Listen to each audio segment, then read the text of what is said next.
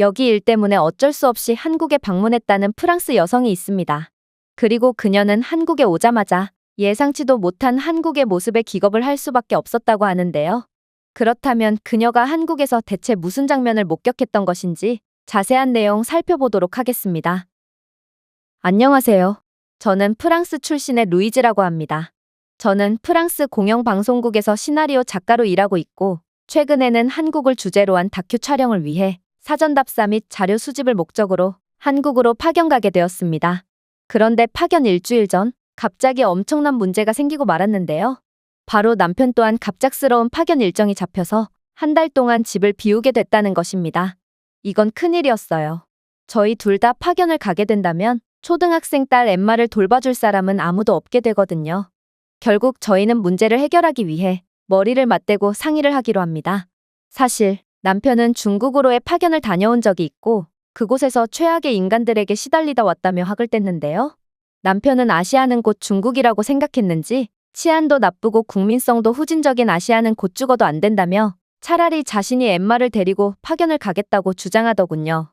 그러나 한국이 세계에서 가장 치안이 좋은 국가임을 잘 알고 있던 저는 남편을 달래며 한국은 아이와 함께 다녀도 매우 안전한 선진국이라고 말해줬죠.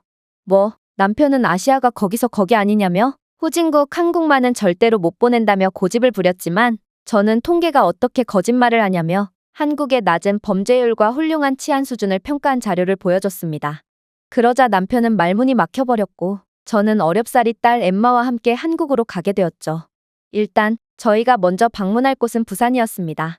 저는 한국이 삼면이 바다로 이루어진 반도의 특성을 가지고 있는 나라고 산과 바다가 어우러진 멋진 풍경을 갖고 있다는 점을 반드시 다큐에 넣고 싶었거든요. 그렇게 저는 공항 터미널로 향한 뒤 부산행 버스표를 예매하려고 했습니다. 그런데 갑자기 딸 엠마가 뜬금없이 나서서 자신이 직접 부산행 표를 주문하려고 하는 거 아니겠어요? 아무래도 요즘 한국 드라마는 프랑스 방송을 거의 지배하다시피 하고 있어서 엠마는 부산이라는 곳을 들어봤기에 뭔가 자신이 아는 지역이 나오니 들뜬 기분을 느낀 모양이었습니다. 그러나 한국인 직원이 엠마가 말한 부산행 티켓 2장 주세요라는 불어를 알아들을 리는 없었죠. 아무리 불어의 파워가 강력하다지만 불어는 영어만큼 대중화된 언어가 아니거든요. 그런데 한국인 버스터미널 직원은 엠마의 불어를 알아듣고 이내 영어를 사용하며 어린이 한 장, 어른 한 장이 맞냐고 되물어오는 거 아니겠어요? 물론 엠마는 아직 영어를 못하기에 한국인 직원의 말에 답변하지 못했지만 저는 매우 황당한 기분을 느껴야 했습니다. 저는 지금껏 세계 각국으로 숱한 파견을 다녔지만 불어를 알아듣는 사람을 만난 건 한국이 처음이었거든요. 그래서 저는 직원에게 어떻게 불어를 구사할 수 있는 거냐고 물어봤습니다. 그러자 한국인 직원은 씩 웃으면서 영어로 자신은 불어를 구사하지 못한다고 말해오는 거 아니겠어요? 아니, 분명 지금도 내 불어를 알아듣고 답변을 했으면서 어째서 불어를 구사하지 못한다고 말하는 것인가? 저는 그녀가 저를 놀리는 건가 싶어서 약간의 당혹스러움마저 느꼈죠. 그런데 이러한 감정도 잠시 직원은 자신의 귀에 꼽혀있는 이어폰을 가리키며 이건 한국의 자체 기술로 개발한 AI 통역 기능이 탑재된 이어폰이라고 말해오더라고요. 이 이어폰은 세계 각국의 언어를 자동으로 사용자의 언어 환경에 맞춰서 통역해주기 때문에 직원은 한국어와 영어만 구사할 수 있음에도 다른 나라의 언어를 알아듣고 외국인과 의사소통을 할 수 있던 것입니다. 저는 정말 까무러칠 정도로 놀랄 수밖에 없었습니다. 프랑스에서는 AI 기술을 통한 자동 통역은커녕 아예 국가에서 AI 같은 최첨단 분야에 투자조차 하지 않는 후진적인 모습을 보이기 때문에 프랑스의 대부분의 국민들은 AI가 무엇을 의미하는지조차 알지 못하는 게 현실이거든요.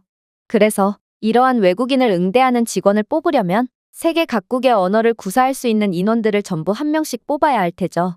그러나 한국은 뛰어난 기술 하나로 엄청난 생산성과 효율성을 보여주고 있었으며 이러한 최첨단 기술을 이용한 기계를 벌써 버스터미널에까지 상용화시키다니 저는 이 나라의 예상치도 못한 우수한 모습에 감탄을 할 수밖에 없었습니다. 그렇게 저희는 불어만 사용하고도 무사히 버스 티켓을 예매할 수 있었고 한국인 직원의 친절한 미소를 받으며 버스에 탑승했습니다. 부산은 매우 멋진 곳이었어요. 아름다운 바다와 더불어 근처에 카페들과 각종 편의시설들도 즐비해 있어서 정말 어린 딸과 함께 바다를 즐기기에 이만큼 완벽한 곳도 없었죠.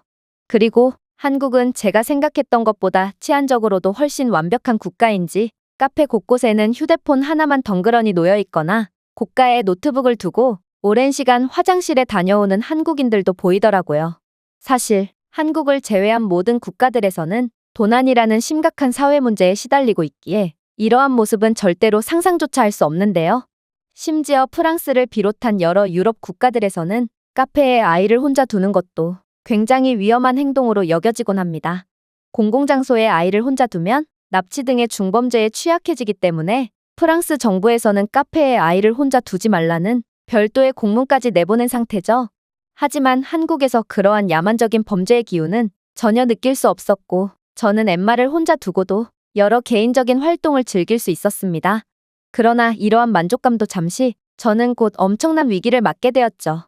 제가 카페에서 무료 전기 콘센트를 이용해 노트북 배터리를 충전시켜 놓고 화장실에 다녀왔을 때의 일이었는데 화장실에 다녀오니 노트북의 화면에 불이 들어와 있지 않은 거 아니겠어요?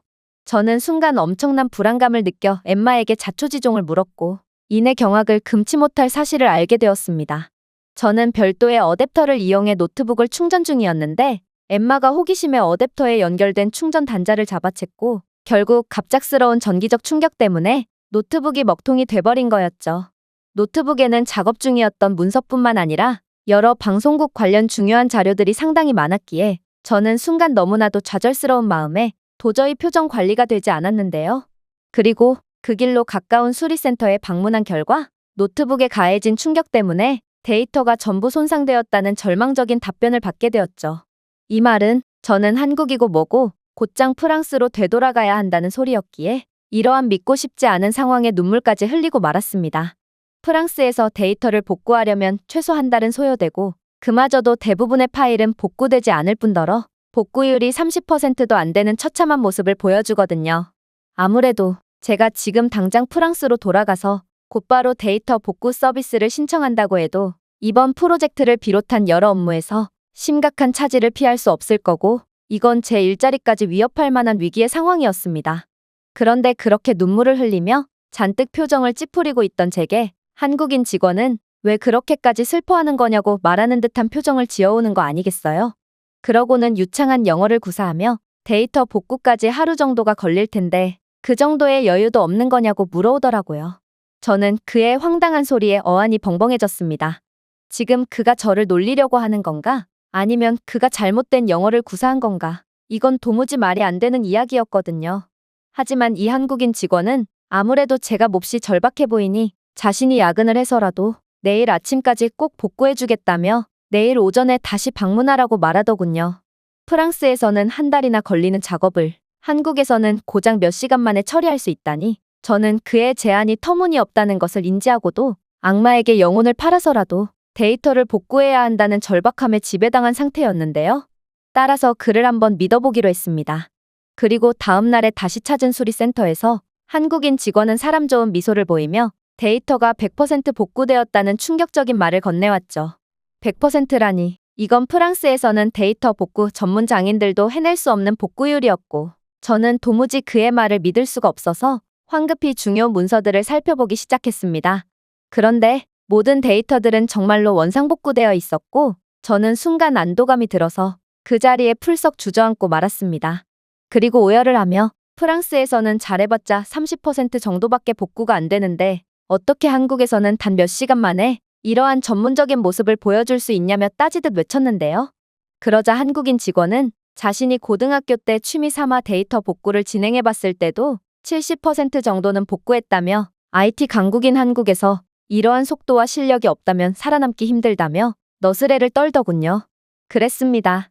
한국은 기술뿐만 아니라 이러한 기본적인 IT 인프라조차도 수준급이었고 한국이 지금껏 제게 계속해서 놀라운 모습만 보여준 것은 그저 우연이 아니었던 것이죠. 그렇게 저는 한국 덕분에 기적적으로 위기를 넘길 수 있었고 부산에서의 일정을 마무리하고 서울로 향했습니다. 그런데 저는 서울에 도착하자마자 예상치 못한 위기를 겪고 말았는데요. 왜냐하면 서울에는 눈이 너무나도 많이 내리고 있었거든요. 이건 프랑스에서는 좀처럼 경험하기 힘든 엄청난 폭설이었고 그렇게나 눈을 좋아하던 엠마마저 한국의 살벌한 눈세례에 정신조차 제대로 못 차리고 두려움까지 느끼는 듯 했습니다. 하지만 눈 때문에 한 치 앞도 안 보이고 휴대폰으로 위치 확인조차 힘든 상황이었기에 저는 정말 어찌할 바를 모르고 얼이 빠진 채 무작정 걷기만 했죠. 그런데 그때 어떤 한국인 한 명이 저희 앞에 다가오더니 이내 영어를 사용하며 놀라운 말을 건네오는 거 아니겠어요? 혹시 우산이 없으신 건가요? 저를 따라오세요. 한국에서는 무료로 우산을 빌릴 수 있는 공유우산 제도를 실시하고 있고 근처에 공유 우산 꽂이함이 있거든요. 저는 대체 그녀가 무슨 말을 하는 건지 이해가 안 갔습니다. 우산을 무료로 빌려주다니 프랑스에서는 이러한 갑작스러운 악천후를 이용해서 우산을 정가의 3배 이상의 가격을 부르며 팔아먹는 사람들 투성이기에 그저 황당한 감정만을 느낄 뿐이었죠. 하지만 그녀를 따라 도착한 곳에서 저는 도무지 믿기지 않는 장면을 목격하게 되었습니다. 왜냐하면 그녀는 저희를 한국의 주민센터로 데려갔는데 그곳에는 정말로 무료로 우산을 대여해주고 있었고 우산에는 어떠한 잠금 장치도 걸려있지 않은 상태였거든요. 이건 정말 말이 안 됐습니다. 한국은 어떻게 아무런 보증도 없이 우산을 무료로 대여해 줄 수가 있단 말인가요? 프랑스였다면 이러한 우산을 대여한 뒤 귀찮다는 이유로 아무도 반납하지 않을 게 분명하고 애초에 우산함죄로 모든 우산을 훔쳐가서 팔아넘기는 사람들 때문에 이러한 제도는 단 10분도 유지되지 못할 게 분명합니다. 그러나 한국은 완전히 다르더군요. 저는 우산을 쓴 한국인들이 우산꽂이함에 정체불명의 우산을 넣고 가는 모습들을 볼 수 있었고 이들이 대체 무슨 행동을 하는 건가 싶어 의아했는데요. 그런데 알고 보니 한국인들은 우산을 빌린 뒤 다른 사람들을 위해서 곧바로 우산을 반납하러 온다고 하는 거 아니겠어요? 즉 제가 본 장면은 한국인들이 공유 우산을 빌린 뒤 집까지 무사히 도착한 후 자신의 우산을 쓰고 나와서 빌린 우산을 곧바로 반납하는 모습이었던 것입니다.